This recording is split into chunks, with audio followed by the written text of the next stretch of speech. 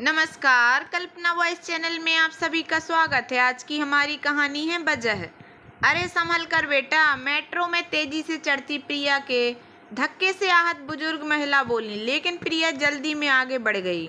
बुजुर्ग महिला को यह बात अखर गई। वे उसके करीब जाकर बोली, बेटा चाहे कितनी भी जल्दी हो पर कभी शिष्टाचार नहीं भूलने चाहिए। तुमने तो एक मुझे धक्का मारकर मेरा चश्मा गिरा दिया, उस पर मेरे कहने के बावजूद मुझसे माफ़ी मांगने के बजाय आंखें दिखा रही हो।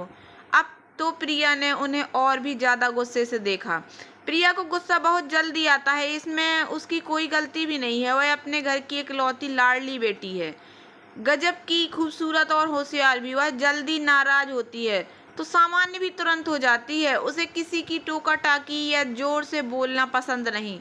इसके अलावा उसे किसी से हारना या पीछे रहना भी नहीं भाता। जो चाहती उसे पाकर ही रहती। मैं रेखा उसे अच्छी तरह समझती हूँ, इसलिए सदैव उसके पीछे रहती हूँ। आगे चलने या रास्ते में आने का प्रयास नहीं करती। मुझे जिंदगी ने भी कुछ ऐसा ही बनाया है। बचपन में अपनी माँ को खो दिया था, पिता ने दूसरी शादी कर ली। सौतेली माँ को मैं बिल्कुल नहीं भाती थी। मैं दिखने में भी खूबसूरत नहीं हूँ। एक ही उम्र होने के बावजूद मुझ में और प्रिया में दिन रात का अंतर है। वह दूध सी सफ़ेद, खूबसूरत, नाजुक, बड़ी बड़ी आंखों वाली, और मैं साधारण सी हर चीज़ में औसत हूँ। जाहिर है पापा की लाडली भी प्रिया ही थी। मेरे प्रति वो केवल अपनी जिम्मेदारी ही निभा रहे थे, पर मैंने बचपन से ही अपनी परिस्थितियों से समझौता करना सीख लिया था। मुझे किसी की कोई बात बुरी नहीं लगती, सबकी परवाह करती, पर इस बात की परवाह कभी नहीं करती कि मेरे साथ कौन कैसा व्यवहार कर रहा है। जिंदगी जीने का एक अलग ही तरीका था मेरा। शायद यही वजह थी कि प्रिया मुझसे बहुत खुश रहती थी। मैं अक्सर उसकी सुरक्षा कवच बनकर खड़ी रहती। आज भी ऐसा ही हुआ। प्रिया को बचाने के लिए मैं सामने आ गई। नहीं नहीं आंटी जी, आप प्लीज़ उसे कुछ मत कहिए। उसने आपको देखा नहीं था, वह जल्दी में थी। उसकी तरफ से मैं आपसे माफ़ी मांगती हूँ। प्लीज़ माफ़ कर दीजिए बेटा। जब गलती तूने की ही नहीं तो माफ़ी क्यों मांग रही है? तूने तो उल्टा मुझे मेरा गिरा चश्मा उठा कर दिया। तेरे जैसी बच्चियों की वजह से ही दुनिया में बुजुर्गों के प्रति सम्मान बाकी है, वरना इसके जैसी लड़कियां तो मेरे जैसों से क्या मतलब है आपका? ओल्ड लेडी गले ही पड़ गई हो। बुजुर्ग महिला को झिड़कती हुई प्रिया आगे बढ़ गई। मुझे प्रिया की बातें बहुत बुरी लगी। मैंने बुजुर्ग महिला को सहारा देते हुए खाली पड़ी सीट पर बैठाया और उन्हें चश्मा पहनाकर प्रिया के पास लौट आई। हम दोनों जल्दी जल्दी घर पहुंचे। प्रिया का मूड ऑफ हो गया, पर मैं उसे लगातार चेयर अप करने का प्रयास करती रही। मैं सिर्फ प्रिया की रक्षक या पीछे चलने वाली सहायिका ही नहीं थी, वरन उसकी सहेली और सबसे बड़ी राजदार भी थी। वह अपने दिल की हर बात सबसे पहले मुझसे ही शेयर करती थी। मैं उसके प्रेम संबंधों की एकमात्र गवाह थी। उसे बॉयफ्रेंड से मिलने कब जाना है, कैसे इस बात को घर में सबसे छिपाना है और आने जाने का कैसे प्रबंध करना है, इन सब बातों का ख्याल मुझे ही रखना होता था। उस दिन हमें अपनी कजिन की शादी में कानपुर जाना था। मम्मी ने पहले ही ताकीद कर दी थी कि दोनों बहनें समय पर तैयार हो जाएं। प्रिया के लिए पापा बेहद खूबसूरत नीले रंग का गाउन ले आए थे, जबकि मैंने अपनी पुरानी मैरून ड्रेस निकाल ली। नई ड्रेस प्रिया की कमजोरी है, इसी वजह से जब भी पापा प्रिया को पार्टी में ले जाना चाहते तो इसी तरह एक नई ड्रेस उसके बेड पर चुपके से रख आते। आज भी प्रिया ने नई ड्रेस देखी तो खुशी से उछल पड़ी।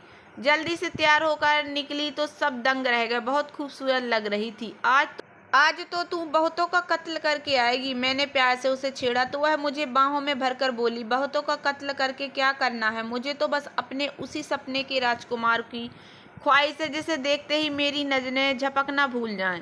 जरूर मिलेगा मैडम, मगर अभी सपनों की दुनिया से जरा बाहर निकलिए और पार्टी में चलिए। क्या पता वहीं कोई आपका इंतजार कर रहा हो।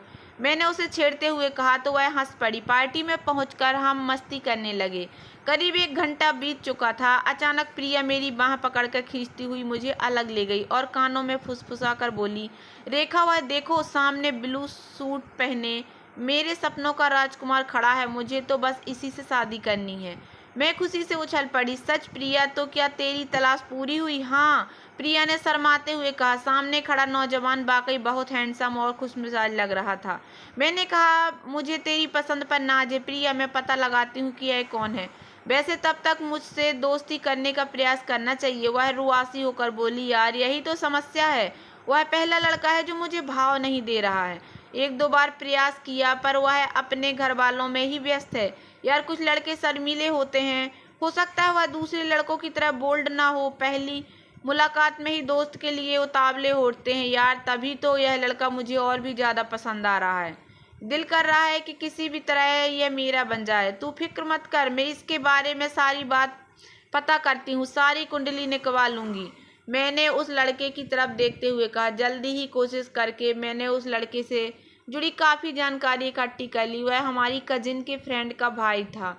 उसका नाम साहिल था। वह कहाँ काम करता है, कहाँ रहता है, क्या पसंद है, घर में कौन कौन है, जैसी बातें मैंने प्रिया को बता दी। प्रिया ने फेसबुक जैसी सोशल मीडिया साइट पर जाकर उस लड़के के बारे में और भी जानकारी ले ली। प्रिया ने फेसबुक साहिल को फ्रेंड रिक्वेस्ट भी भेजी पर उसने स्वीकार नहीं की। अब तो मैं अक्सर देखती कि प्रिया उस लड़के के ही ख्वाबों में खोई रहती, उसी की तस्वीरें देखती रहती है या उसी की डिटेल ढूंढ रही होती है। मुझे समझ में आ गया कि प्रिया को उस लड़के से वास्तव में बहुत लगाव हो गया है।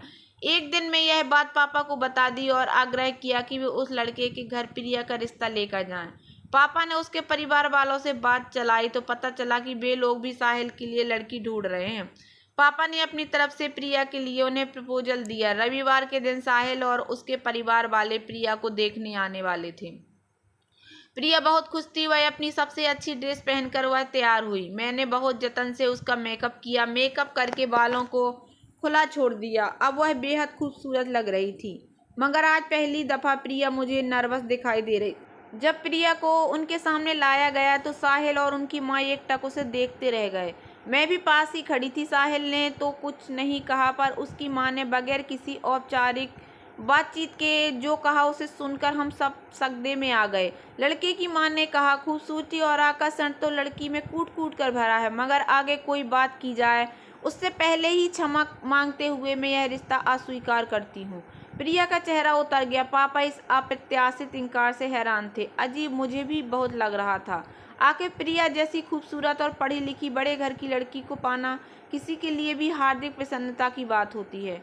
और फिर प्रिया भी तो इस रिश्ते के लिए कितनी उत्साहित थी। पापा ने हाथ जोड़ते हुए धीरे से पूछा, इस इनकार की वजह तो बता दीजिए, आखिर मेरी बच्ची में कमी क्या है। लड़के की माँ ने बात बदली और मेरी तरफ इशारा करते हुए कहा, मुझे यह लड़की पसंद है। यदि आप चाहें तो मैं इसे अपनी बहू बनाना पसंद करूंगी।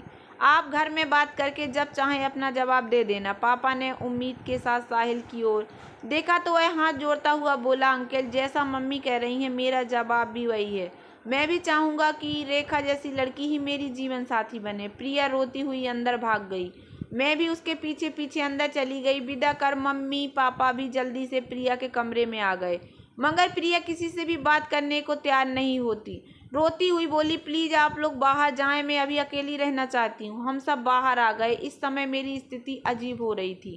समझ में नहीं आ रहा था कि क्या कहूँ। कसूरवार न होते हुए भी आज मैं सबकी आंखों में चुभ रही थी। मम्मी मुझे खा जाने वाली नज़रों से देख रही थी तो प्रिया भी नज़रें चुरा रही थी। मुझे रात भर नींद नहीं आई। अगली सुबह भी प्रिया बहुत उदास दिखी। उसकी नज़रों में दोषी मैं ही थी और यह बात सहन करना मेरे लिए बहुत कठिन था। मैंने तय किया कि मैं साहिल के घर वालों के इनकार की वजह जानकर रहूंगी। प्रिया को छोड़कर उन्होंने मुझे क्यों चुना, जबकि प्रिया मुझसे लाख गुना ज़्यादा खूबसूरत और स्मार्ट है, होशियार है। मैं तो कुछ भी नहीं। बात की तह तक पहुंचने का फैसला कर मैं साहिल के घर पहुंच गई। बहुत आलीशान और खूबसूरत घर था उनका। नौकर ने दरवाज़ा खोला और मुझे अंदर आने को कहा। घर बहुत करीने से सजा था। मैं ड्राइंग रूम का जायजा ले रही थी, तभी बगल के कमरे में चश्मा पोंछती बुजुर्ग महिला निकली। मुझे उन्हें पहचानने में एक पल भी नहीं लगा। यह तो मेट्रो वाली वही बुजुर्ग महिला थी जिनका चश्मा कुछ दिन पहले प्रिया ने गिरा दिया था और मैंने उन्हें चश्मा उठाकर दिया था। मुझे सहसा सारी बात समझ में आने लगी कि क्यों प्रिया को रिजेक्ट कर उन्होंने मुझे चुना। सामने से ही साहिल की माँ निकली। मुस्कुराती हुई बोली, बेटा मैं समझ सकती हूँ कि तू यहाँ पूछने आई है। शायद तुझे अपने सवाल का जवाब मिल भी गया होगा। दरअसल उस मेट्रो में मैं भी वहीं थी और सब कुछ अपनी नज़रों से देखा था। खूबसूरती, रंग रूप, धन, इन सब से ऊपर एक चीज़ होती है और वह है संस्कार। हमें एक सभ्य और व्यवहार कुशल बहू चाहिए, बिल्कुल तुम्हारी जैसी। मैंने आगे बढ़कर दोनों के पांव छूने चाहे पर अम्मा जी ने मुझे गले से लगा लिया। घर पहुंची तो प्रिया ने पहले ही तरफ रूखेपन से मेरी तरफ देखा और फिर अपने काम में लग गई। मैं उसके पास जाकर धीरे से बोली, कल के इनकार की वजह जानने में साहिल के घर गई थी। तुझे याद है वो बुजुर्ग महिला जिनका चश्मा मेट्रो में तेरी टक्कर से नीचे गिर गया था? दरअसल वे बुजुर्ग महिला साहिल की दादी हैं और इसी वजह से उन्होंने तुझे ना कह दिया है। पर तू परेशान मत हो प्रिया, तेरी पसंद के लड़के को मैं कभी अपना नहीं बनाऊंगी। मैं ना कह कर आई हूँ। प्रिया खामोशी से मेरी तरफ देखती रही। उसकी आंखों में रूखेपन की जगह बेचारगी और अफसोस ने ले ली थी। थोड़ी देर चुप बैठने के बाद वह धीरे से उठी और मुझे गले लगाते हुए बोली, पागल है क्या? इतने अच्छे रिश्ते के लिए कभी ना नहीं करते। मैं करवाऊंगी साहिल से तेरी शादी। मैं आश्चर्य से उसे देखने लगी तो वह मुस्कुराती हुई बोली, आज तक तूने मेरे लिए जीती रही है, आज समय है कि मैं तेरे लिए कुछ अच्छा करूं। खबरदार जो ना कहा। मेरे दिल पर पड़ा बोझ अब हट गया। मैंने आगे बढ़कर उसे गले लगा लिया। तो दोस्तों, कैसी लगी आप लोगों को मेरी ये छोटी सी कहानी? अगर कहानी पसंद आई हो तो प्लीज़ मेरे वीडियो को लाइक कर देना। चैनल पर नए आए हों तो प्लीज़ सब्सक्राइब कर लेना और ज़्यादा से ज़्यादा शेयर करना। धन्यवाद दोस्तों।